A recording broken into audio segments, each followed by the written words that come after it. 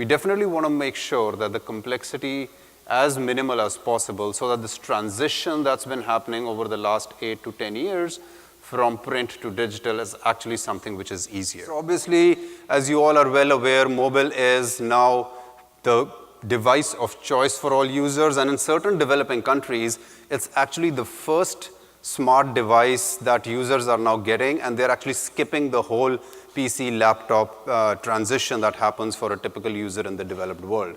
That mobile users take action very fast in a matter of hours versus a PC user which is on a much, much earlier stage of discovery, and they actually take weeks before they go down the purchase funnel as opposed to the mobile user.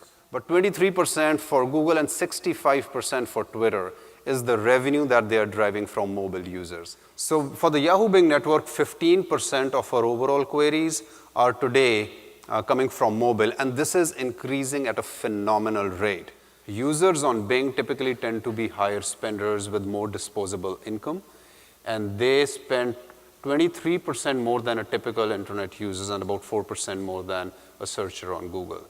If you're managing a budget for somebody who's spending $100, $150 on the web, and that's it, you don't want to spend 4 or 5 hours managing their campaign for them every week.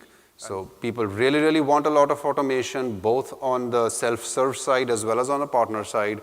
At the same time, they want some of the bells and whistles which would allow them to retain that control and not take that away completely. And they say, oh, this user is actually looking for something local. And when we take that query and we match it with an advertiser who's using location extensions, and we actually show the address and a link for directions right in the ad, 33% higher CTR.